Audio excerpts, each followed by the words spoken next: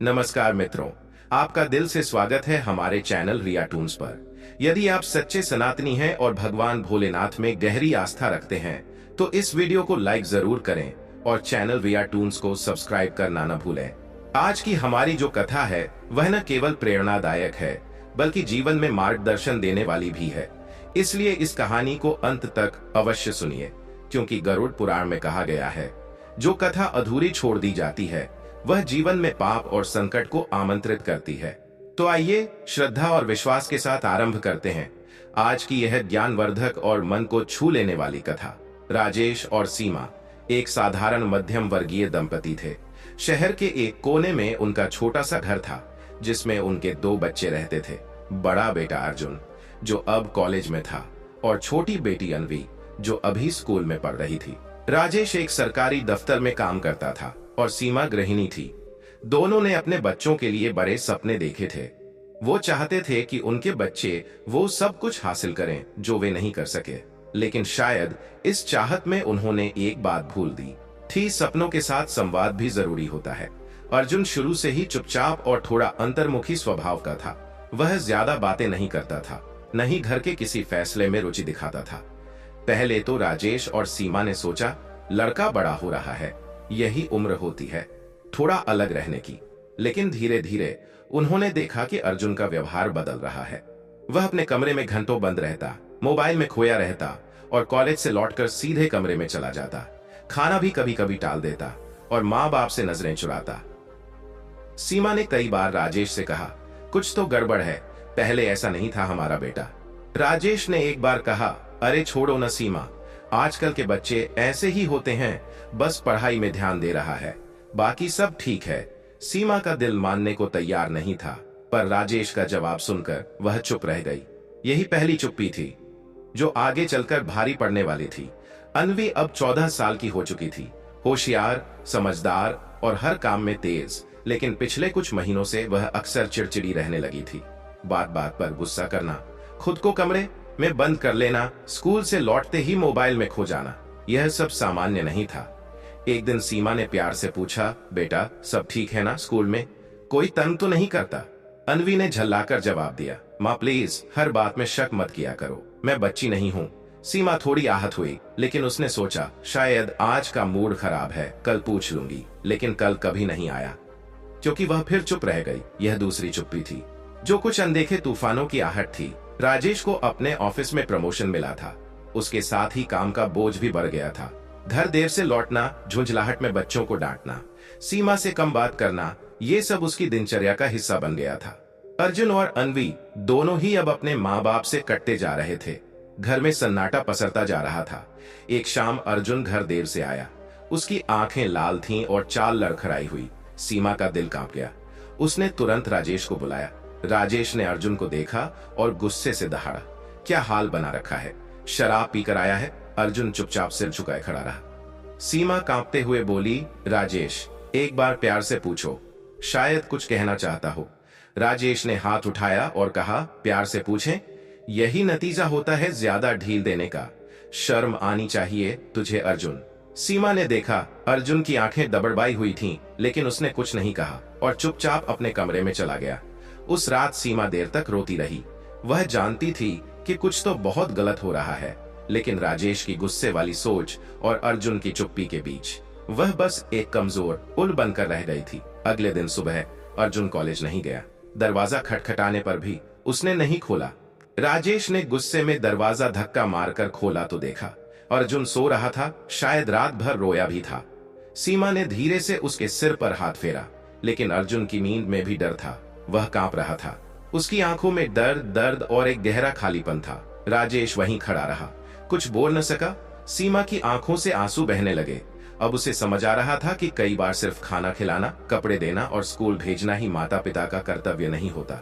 बच्चों की भावनाओं को सुनना, समझना और समय रहते हस्तक्षेप करना सबसे जरूरी होता है। और अगर इन मोड़ों पर माता पिता चुप रह जाएं, तो बच्चे अपने अंदर ऐसे तूफान पाल लेते हैं जो उनके जीवन की दिशा ही बदल देता है। सीमा के दिल में एक अजीब सी बेचैनी थी। अर्जुन की चुप्पी ने जैसे पूरे घर को गहरे संकट में डाल दिया था। राजेश ने इस बार गुस्से में किसी प्रकार का कठोर कदम उठाने का विचार किया, लेकिन सीमा ने उसे रोक लिया। उसका दिल जानता था कि इस वक्त गुस्से का कोई समाधान नहीं है, और शायद यही वजह थी कि वह अर्जुन के पास बैठकर उससे बात करने की कोशिश करती रही। अर्जुन को समझाने के लिए सीमा ने एक दिन उसे अपने पास बैठने के लिए कहा। अर्जुन पहली बार अपनी माँ से आंखों में आंसू लेकर बात करने आया। क्या हुआ बेटा, तुम कुछ बताना चाहते हो? सीमा ने बड़े प्यार से पूछा। उसकी आवाज में चिंता थी। अर्जुन ने सिर झुका लिया। वह कुछ पल चुप रहा, फिर धीरे धीरे उसने कहा, माँ, मुझे नहीं पता कि क्या करूं। मेरी जिंदगी अब जाल बन गई है। मैं खुद को बहुत खो चुका हूँ। मैं चाहकर भी किसी से बात नहीं कर पा रहा। कहीं न कहीं मैं उस गहरे अंधकार में डूबता जा रहा हूँ और मुझे डर है कि मैं इसे संभाल न पाऊं। सीमा को महसूस हुआ जैसे उसका दिल टूट गया हो। एक पल के लिए वह घबराई, लेकिन फिर उसने अर्जुन को कसकर गले लगा लिया। बेटा, हमें सब कुछ बताओ। हम तुम्हारे साथ हैं। हम तुमसे प्यार करते हैं और तुम्हारी मदद करेंगे। अर्जुन की आंखों में एक आंसू की बूंद गिरी और वह धीरे धीरे बोला, माँ, कॉलेज में मेरे साथ कुछ लड़कों ने बहुत गड़बड़ की है। उन्होंने मुझे गलत रास्ते पर चलने के लिए मजबूर किया। मुझे लगता था कि शुरू शुरू में यह मजाक होगा, लेकिन अब वे मुझे ब्लैकमेल कर रहे हैं। मैं उन्हें कुछ नहीं बता सका, क्योंकि मुझे डर था कि अगर मैंने कुछ किया तो मेरी जिंदगी तबाह हो जाएगी। अब मैं समझता हूँ कि मैं सिर्फ भाग रहा था, लेकिन भागते भागते मुझे एक गहरी खाई में गिरने का डर है। सीमा की आंखें भर आईं। यह सुनकर उसे लगा कि वह अपनी चुप्पी की वजह से अर्जुन की मदद नहीं कर पाई थी। राजेश के गुस्से ने एक और मौका खो दिया था।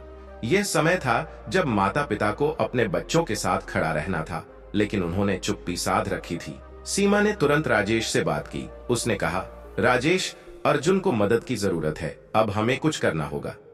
हमें उसे अकेला नहीं छोड़ सकते। राजेश ने गहरी सांस ली और कहा, तुम ठीक कह रही हो, लेकिन क्या हम इसके बारे में पुलिस से बात करेंगे? क्या हमें यह सब उन्हें बताना चाहिए? सीमा ने चिंतित होते हुए कहा, हमें पहले अर्जुन से अनुमति लेनी चाहिए। अगर वह तैयार हो तो हम पुलिस से बात करेंगे, वरना वह और घबराएगा। हमें इस बात का ध्यान रखना चाहिए कि उसका विश्वास फिर से न टूटे। राजेश और सीमा दोनों ने मिलकर अर्जुन से बात की। शुरुआत में अर्जुन थोड़ा हिचकिचाया, लेकिन सीमा की सहानुभूति और प्यार ने उसे संबल दिया। उसने कहा, माँ पापा, अगर आप मेरे साथ खड़े हैं तो मैं सामने आकर लड़ने को तैयार हूँ। अब घर में एक नई उम्मीद की किरण थी। राजेश और सीमा ने मिलकर अर्जुन का मनोबल बढ़ाया। उन्होंने तय किया कि वह अर्जुन के साथ कॉलेज जाएंगे और वहां की स्थिति को ठीक से समझेंगे। दूसरे दिन राजेश ने अर्जुन को अपनी कार में बैठाया और सीधे कॉलेज पहुंचे। अर्जुन थोड़ा घबराया हुआ था, लेकिन उसके मन में यह विश्वास था कि अब वह अकेला नहीं है। राजेश और सीमा उसके साथ थे। कॉलेज पहुंचने के बाद अर्जुन ने उन लड़कों के बारे में जानकारी दी जिन्होंने उसे परेशान किया था। वह बताता है कि कैसे वे उसका मजाक उड़ाते थे, उसे नशे की ओर धकेलने की कोशिश करते थे और उसे किसी गलत धंधे में घसीटने की साजिशें करते थे। अर्जुन ने उन लड़कों के नाम भी राजेश और सीमा को बताए। राजेश और सीमा ने कॉलेज प्रशासन से बात की। कॉलेज प्रशासन ने तुरंत इन लड़कों के खिलाफ कार्रवाई शुरू की और उन्हें कॉलेज से निलंबित कर दिया। इस घटना ने अर्जुन को एक नई ताकत दी। उसे महसूस हुआ कि उसके माता पिता ने उसका साथ दिया और उसकी मदद के लिए आगे आए, लेकिन समस्या अभी पूरी तरह से हल नहीं हुई थी। अर्जुन का आत्मविश्वास धीरे धीरे लौटने लगा था, लेकिन अंदर ही अंदर वह इस अनुभव से पूरी तरह उबर नहीं पाया था। उसे अभी भी वह डर सताता था कि कहीं फिर से वह पुराने रास्तों पर न लौट जाए। अर्जुन को यह समझ में आ गया था कि यदि वह इस दौर से बाहर निकलना चाहता है तो उसे न केवल बाहरी दबावों से लड़ना होगा, बल्कि अपनी अंदरूनी कमजोरियों से भी जूझना होगा। एक दिन अर्जुन ने अपनी माँ से कहा, माँ, मुझे समझ आ गया है कि कभी कभी चुप रहना और डर के कारण न बोलना हमें और भी बड़ी मुसीबतों में डाल सकता है। अब मुझे विश्वास है कि मैं अपने रास्ते को ठीक कर सकता हूँ, लेकिन मुझे मदद की जरूरत होगी। सीमा ने उसकी आंखों में झांकते हुए कहा, बिल्कुल बेटा, हम हमेशा तुम्हारे साथ हैं। तुम एकदम सही कह रहे हो। हमें अब भी बहुत कुछ करना होगा, लेकिन तुम अकेले नहीं हो। अर्जुन के जीवन में एक नई शुरुआत हो रही थी, लेकिन उसकी राह आसान नहीं थी। कॉलेज में हुई घटना के बाद उसने बहुत कुछ सीखा था, लेकिन अंदर की चिंता और डर अभी भी उसे घेरे हुए थे। हालांकि अब उसे अपने माता पिता का पूरा समर्थन मिल रहा था, फिर भी आत्मविश्वास की उस खोई हुई स्थिति को फिर से पाना आसान नहीं था। एक दिन सीमा ने अर्जुन से कहा, बेटा अब तुम ठीक हो, तो हमें अपनी पढ़ाई पर ध्यान देना चाहिए। तुमने जो सीखा है वही तुम्हारी ताकत बनेगा। हम सब मिलकर तुम्हारे सपनों को पूरा करने में मदद करेंगे। अर्जुन ने अपनी माँ की बातों को गहरे दिल से सुना और उसने खुद को फिर से संभालने की ठानी। लेकिन उसे अब भी ये एहसास था कि जो कुछ भी हुआ उसका असर उसकी पूरी जिंदगी पर पड़ेगा। उसने सोच लिया था कि अब उसे अपने रास्ते पर चलने के लिए पहले अपने डर और चिंताओं से निपटना होगा। वह जानता था कि अगर वह फिर से पीछे मुड़कर देखेगा तो कभी भी अपने लक्ष्य तक नहीं पहुंच पाएगा। राजेश और सीमा ने अर्जुन को मानसिक रूप से मजबूत बनाने की पूरी कोशिश की। वे उसे हर छोटे बड़े फैसले में शामिल करते थे ताकि वह खुद को पूरी तरह से परिवार का हिस्सा महसूस कर सके। अर्जुन धीरे धीरे बाहर की दुनिया से जुड़ने की कोशिश करने लगा। इसी बीच अन्वी का व्यवहार भी बदलने लगा। पहले जो चिड़चिड़ापन और गुस्सा था वह अब शांत होने लगा था, लेकिन इसका कारण अर्जुन की स्थिति नहीं बल्कि वह अपने स्कूल में एक नई दोस्ती के कारण खुश थी। अन्वी ने अपनी माँ से कहा, माँ अब मुझे समझ में आता है कि कभी कभी हमें अकेले ही अपनी समस्याओं का हल निकालने की कोशिश करनी चाहिए। मुझे खुशी है कि अर्जुन अब बेहतर महसूस कर रहा है। सीमा ने अन्वी की बातों को सुना और उसकी आंखों में एक गहरी चिंता झलकी। अन्वी एक समझदार लड़की थी, लेकिन सीमा को डर था कि कहीं वह भी किसी दबाव में ना आ जाए। सीमा ने फैसला किया कि वह अन्वी से भी दिल से बात करेगी ताकि वह किसी भी समस्या को छुपाए न रखे। एक दिन सीमा ने अन्वी को अपने पास बुलाया और कहा, बेटा मुझे तुमसे कुछ बात करनी है। कभी कभी हमारे अंदर ऐसी बातें होती हैं जिन्हें हम बताने से डरते हैं। तुमसे यह कहना चाहती हूँ कि अगर तुम्हारे दिल में कोई परेशानी है तो हमें बताओ। तुम्हारे भाई के साथ जो हुआ उसे देखकर मुझे यह एहसास हुआ कि हमें हर एक से बात करनी चाहिए और उनके दिल की बात समझनी चाहिए। अन्वी ने सिर झुका लिया और धीरे धीरे बोली, माँ मुझे समझ में आता है कि तुम क्या कह रही हो, लेकिन मैं सोचती हूँ कि मेरे पास कोई बड़ी समस्या नहीं है। मैं बस अपनी पढ़ाई और दोस्तों के साथ खुश हूँ। लेकिन अर्जुन भाई की बातों ने मुझे यह सिखाया कि हमें अपनी बातों को छुपाना नहीं चाहिए। सीमा ने अन्वी को गले लगा लिया। बिल्कुल बेटा, यही बात हमें अपने बच्चों को सिखानी चाहिए कि चाहे कोई भी समस्या हो, हमें अपनी भावनाओं को छुपाना नहीं चाहिए। हर कोई किसी न किसी दर्द से गुजरता है और उसे साझा करने से हल निकल आता है। इस बातचीत के बाद सीमा को लगा कि उसने अन्वी को सही दिशा में मार्गदर्शन दिया है। अब वह चाहती थी कि अर्जुन भी मानसिक रूप से और मजबूत बने। उसे अब कोई भी डर नहीं था। वह जानता था कि अगर वह सही रास्ते पर चलेगा तो उसे कोई भी परेशानी नहीं होगी। एक दिन राजेश ने अर्जुन को बैठाकर कहा, बेटा अब तुमने जो किया वह तुम्हारी ताकत बन चुका है, पर तुम्हें यह भी समझना होगा कि जीवन में कभी न कभी कोई न कोई परेशानी आएगी। हमें उसे बिना डरे बिना घबराए सुलझाना होता है। अब तुम्हें अपने भविष्य पर ध्यान केंद्रित करना चाहिए। पढ़ाई, करियर और परिवार, इन तीनों को संतुलित करके चलना बहुत जरूरी है। अर्जुन ने सिर हिलाया और कहा, पापा मुझे अब समझ में आता है कि सिर्फ भागकर हम किसी समस्या से नहीं बच सकते। हमें उस समस्या का सामना करना होता है। मुझे यकीन है कि अब मैं आगे बढ़ सकता हूँ और अगर कभी फिर कोई मुसीबत आई तो मैं अकेला नहीं रहूंगा। राजेश ने मुस्कुराते हुए कहा, बिल्कुल बेटा, यही सोचने का तरीका है। अब तुम्हारा लक्ष्य होना चाहिए अपना सपना पूरा करना। अगर तुम्हारे पास लक्ष्य होगा तो सारी परेशानियां छोटी लगेंगी। अर्जुन ने अब अपने मन में ठान लिया था कि वह अपनी पढ़ाई पूरी करेगा और अपने जीवन को एक नई दिशा देगा। उसने पहले से ज्यादा मेहनत करना शुरू किया और अपनी पढ़ाई में पूरा ध्यान लगाया। लेकिन एक सवाल फिर भी उसके मन में था, क्या वह अपनी खोई हुई आत्मविश्वास को पूरी तरह वापस पा सकेगा? क्या उसे फिर से किसी समस्या का सामना करना पड़ेगा जिससे वह डर जाए? राजेश और सीमा ने देखा कि अर्जुन अब पहले की तरह चुप नहीं रहता था। वह अपनी बातों को साझा करता, अपनी परेशानियों पर बात करता और माता पिता की मदद से अपनी समस्याओं का हल ढूंढता। लेकिन अब भी कुछ अज्ञात सा था, जैसे कोई गहरी दरार उसके मन में छिपी हुई हो। समय बीतता गया और अर्जुन ने धीरे धीरे खुद को संभालना शुरू किया, लेकिन उसे हमेशा यह डर बना रहा कि कहीं फिर से उसका पुराना डर न लौट आए। उसकी पूरी कोशिश थी कि वह किसी भी स्थिति में अपने परिवार का विश्वास न तोड़े और हर हाल में आत्मविश्वास बनाए रखे। समय धीरे धीरे बीत रहा था। अर्जुन की जिंदगी में अब स्थिरता तो आ गई थी, लेकिन अंदर ही अंदर उसका मन अभी भी एक अदृश्य बोझ से दबा हुआ था। वह कोशिश कर रहा था खुद को बदलने की, मजबूत बनाने की, लेकिन कभी कभी बीते समय की यादें उसे जकड़ लेती थीं। उसे लगता था कि जैसे कोई साया उसके पीछे चल रहा है, जो कभी भी उसे फिर से अंधेरे में धकेल सकता है। राजेश और सीमा ने अब यह समझ लिया था कि अर्जुन को सिर्फ भावनात्मक सहारा नहीं, बल्कि एक ऐसा मार्गदर्शन चाहिए जो उसे मानसिक रूप से पूर्ण रूप से सशक्त बना सके। एक दिन सीमा ने सुझाव दिया, हमें किसी अनुभवी मार्गदर्शक या परामर्शदाता से बात करनी चाहिए, कोई ऐसा जो अर्जुन को उसकी भावनाओं को पहचानने और उनसे निपटने की कला सिखा सके। राजेश ने भी इस बात पर सहमति जताई। तुम ठीक कह रही हो, हम माता पिता हैं, प्यार दे सकते हैं, साथ दे सकते हैं, लेकिन हर गहराई तक पहुंचना हमारे लिए संभव नहीं होता। किसी विशेषज्ञ की मदद से वह खुद को बेहतर समझ पाएगा। अर्जुन पहले तो झिझका, पर माँ बाप के विश्वास ने उसमें इतनी ताकत भर दी थी कि वह किसी बाहर के व्यक्ति से भी अपने मन की बात कहने को तैयार हो गया। कुछ ही दिनों में पास के एक परामर्श केंद्र में उसकी नियमित बैठकें शुरू हो गईं। वहां एक बुजुर्ग महिला रमा दीदी अर्जुन की मार्गदर्शिका बनी। उनका व्यवहार अत्यंत शांत, विनम्र और भरोसा दिलाने वाला था। रमा दीदी ने पहली ही मुलाकात में अर्जुन से कहा, बेटा, दर्द कोई कमजोरी नहीं होती, बल्कि यह बताता है कि तुम्हारे भीतर संवेदना है। जो लोग अपनी पीड़ा को स्वीकार करते हैं वही असल में सबसे बहादुर होते हैं।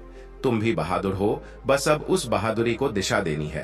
अर्जुन ने कुछ पलों तक उनकी आंखों में देखा और फिर उसकी आंखें नम हो गईं। वह चुपचाप सिर झुकाकर बैठ गया। शायद यह पहली बार था जब किसी बाहरी व्यक्ति ने उसकी अंदरूनी टूटन को समझा था। धीरे धीरे, सप्ताह दर सप्ताह, अर्जुन ने अपने भीतर जमी हुई भावनाओं को बाहर निकालना शुरू किया। वह अब खुलकर बोलता, अपने डर, अपनी गलती, अपनी शर्म और अपनी उम्मीदों को व्यक्त करता। उसने यह भी स्वीकार किया कि कुछ समय तक उसे ऐसा लगता था जैसे वह पूरी तरह खत्म हो चुका है, लेकिन अब उसमें फिर से जीवन की लौ जलने लगी थी। एक दिन उसने रमा दीदी से पूछा, क्या मैं फिर से वैसा बन पाऊंगा जैसा पहले था? सब कुछ भूलकर आगे बढ़ पाऊंगा?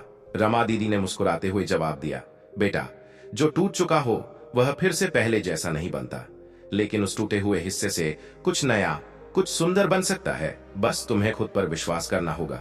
और सबसे जरूरी बात, भूलने की कोशिश मत करो, समझने की कोशिश करो कि क्यों हुआ, क्या सिखाया और अब कहां जाना है। इस संवाद ने अर्जुन के भीतर एक नई सोच को जन्म दिया। अब वह अपने अतीत से भागने के बजाय उससे सीखने की कोशिश करने लगा। वह अपने हर अनुभव को एक पाठ की तरह देखने लगा। इस परिवर्तन को घर में भी महसूस किया जाने लगा। सीमा को अर्जुन की आंखों में अब पहले जैसी बेचैनी नहीं दिखती थी। वह अब अपनी बहन अन्वी से हंसकर बातें करता, पिता के साथ शाम की चाय पीता और मां के साथ रसोई में हाथ बंटाता। अर्जुन धीरे धीरे अपने पुराने जीवन की ओर लौट रहा था, लेकिन इस बार ज्यादा समझदार, ज्यादा संवेदनशील बनकर। एक दिन कॉलेज में एक कार्यशाला का आयोजन हुआ, तनाव और युवा मन, जिसमें विद्यार्थियों को अपने अनुभव साझा करने के लिए आमंत्रित किया गया। अर्जुन को भी वहां बोलने का अवसर मिला।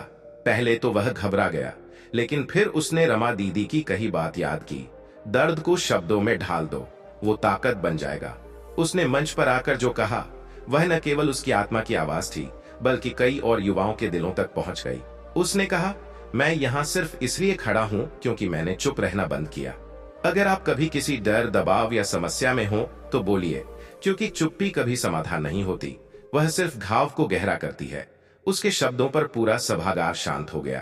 कुछ क्षणों के लिए सबकी आंखें नम थीं, और वही क्षण अर्जुन के जीवन का सबसे बड़ा मोड़ बन गया। उसके बाद कॉलेज प्रशासन ने अर्जुन को युवा प्रेरणा समूह का सदस्य बना दिया। अब वह दूसरे विद्यार्थियों की मदद करता, उनके अनुभव सुनता और उन्हें सही मार्ग दिखाने की कोशिश करता। ये सब देखकर राजेश और सीमा को लगा कि उनके बेटे ने सच में अंधेरे से उजाले की ओर कदम बढ़ा दिया है। लेकिन यह अंत नहीं था। एक रात जब सब लोग सो चुके थे, अर्जुन अपने कमरे में बैठा था। उसकी आंखें नींद से भरी थीं, पर मन किसी अजीब सी बेचैनी में था। उसने अपना पुराना मोबाइल फोन निकाला, वही जिसमें वे पुराने संदेश, तस्वीरें और रिकॉर्डिंग थीं, जो कभी उसे कमजोर बना देते थे। उसने उस फोन को एकटक देखा और फिर अचानक से उसे फेंकने ही वाला था कि एक नाम स्क्रीन पर उभर आया, सागर। अर्जुन की आंखें उस नाम को देखकर फटी की फटी रह गईं। सागर, वही सागर जिसने कॉलेज में अर्जुन को मानसिक रूप से इतना तोड़ दिया था कि वह अपनी पहचान तक खो बैठा था। वही सागर जो हमेशा अर्जुन की मासूमियत का मजाक बनाता, उसे दूसरों के सामने नीचा दिखाता और उसकी कमजोरी को हथियार बना लेता। अर्जुन के हाथ कांपने लगे। उस मोबाइल में सागर का एक पुराना संदेश उभरा। याद है वो दिन जब तू सबके सामने रोया था? सोचता हूं अब भी तू वैसा ही कमजोर होगा। यह संदेश न तो नया था और न ही अप्रत्याशित। यह कुछ वर्षों पहले का था, पर अर्जुन ने उसे कभी मिटाया नहीं। शायद इसलिए नहीं कि वह उसे भूल नहीं पाया था, बल्कि इसलिए कि वह अपने डर को हमेशा अपने साथ रखे हुए था, जैसे कोई परछाई। अर्जुन ने गहरी सांस ली, कुछ क्षण चुपचाप उस मोबाइल को देखा, फिर धीरे धीरे उसे अपने हाथों में पकड़ा और बगल में रखी डायरी में लिखना शुरू किया। सागर, तूने मुझे मेरी कमजोरी दिखाई, लेकिन उसी कमजोरी ने मुझे मेरी ताकत भी दी। आज मैं वही अर्जुन हूं, लेकिन अब तीर चलाना सीख चुका हूं। तेरी बातों ने मुझे तोड़ा, लेकिन आज उन्हीं टुकड़ों से मैंने एक नई पहचान बना ली है। उस रात अर्जुन ने पहली बार वह पुराना मोबाइल, जो उसका सबसे बड़ा डर बन चुका था, खुद अपने हाथों से तोड़ा और साथ ही तोड़ डाली वह दीवार जो उसके अंदर बैठी थी। सुबह जब मां ने अर्जुन को पूजा के लिए बुलाया, तो उन्होंने देखा कि उसके चेहरे पर एक अजीब सी शांति है। सीमा ने मुस्कुराकर पूछा, बेटा सब ठीक तो है? अर्जुन ने मुस्कुराकर जवाब दिया, हाँ मां, अब सब सच में ठीक है।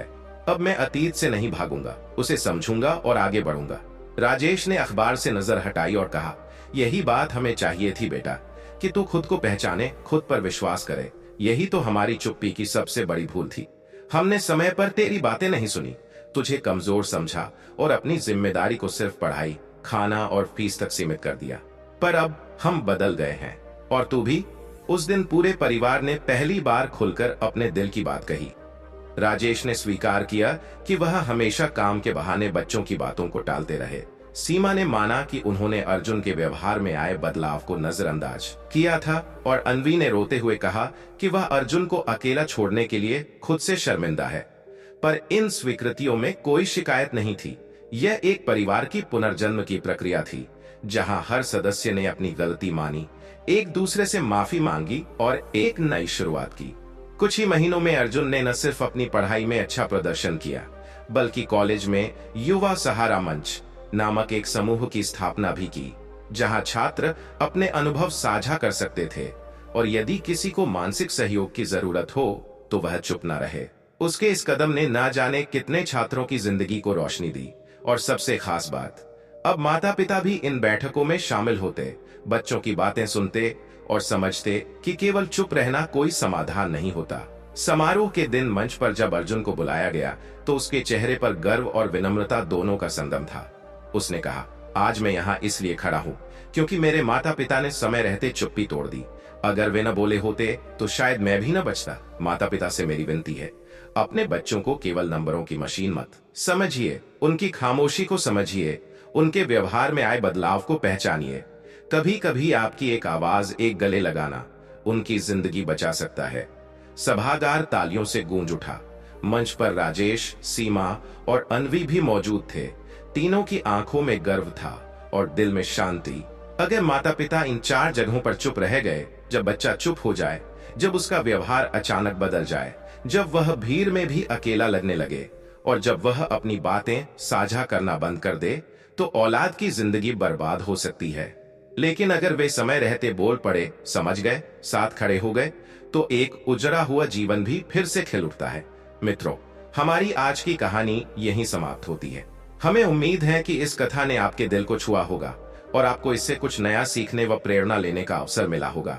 अगर आपको यह कहानी पसंद आई हो तो कृपया इस वीडियो को लाइक करें और हमारे चैनल रियाटून्स को सब्सक्राइब करना न भूलें। हम जल्द ही एक और प्रेरणादायक और दिलचस्प कहानी के साथ लौटेंगे। तब तक के लिए दीजिए इजाजत।